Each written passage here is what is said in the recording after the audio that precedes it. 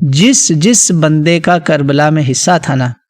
یا تو اللہ نے اس کو اچانک مار دیا، جیسے یزید مرا، یزید ملعون ایسے ہی مرا اچانک، اور اس پہ لوگوں نے اللہ کا شکر ادا کیا کہ اللہ نے ظالم کی کمر توڑ دی، ختم ہو گیا، پگھل گیا، بالکل اس حدیث کے مصداق، وہ میں آپ کو بتاتا ہوں ابھی حدیثیں۔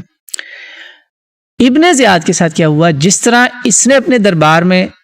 سر مبارک منگوایا تھا نا، اسی طرح اس کا سر آیا وہاں پر۔ یہ سن لیجئے حدیث، میں آپ کو الفاظ پڑھ کے بتاؤں گا۔ اس حدیث کو علامہ البانی نے صحیح کہا ہے، اور جامع ترمذی البانی والی میں بھی صحیح ہے، اور کتاب المناقب کے اندر بھی یہ حدیث موجود ہے۔ اور اس کتاب کا ہمیں حسین سے محبت کیوں ہے، اہل حدیث عالم کی کتاب ہے، ہمیں حسین سے محبت کیوں ہے، اس کے اندر صفحہ نمبر 51 کے اوپر یہ حدیث ہے، میں عربی سے پڑھ رہا ہوں۔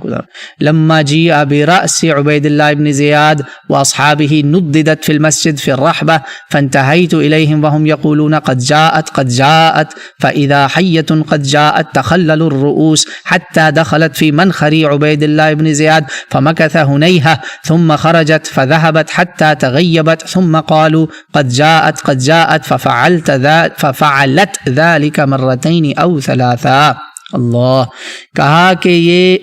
اسی عبید اللہ ابن زیاد کا یہ تقریباً 3-4 سال بعد کا واقعہ ہے، وہاں تختہ الٹ گیا، اس کا طاقت اس کی گئی، اسی کا سر کٹا، اور جو کربلا پہ موجود تھا ان سب ظالموں کے بھی سر کٹے۔ 64 یا 65 ہجری کا واقعہ ہے۔ مختار ابن ابی عبیدہ ثقفی رحمۃ اللہ علیہ نے یہ کارنامہ انجام دیا، امت کے سینے ٹھنڈے ہوئے،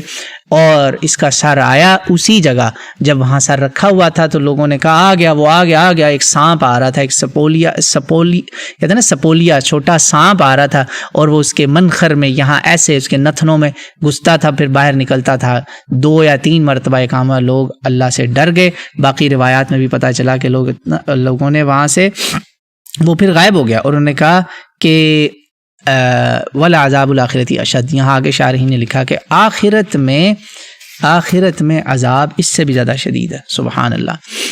جس نے یہ ظلم کیا وہ بچ کے نہیں گیا، اس کو اللہ نے دنیا میں بھی ذلیل و رسوا کیا۔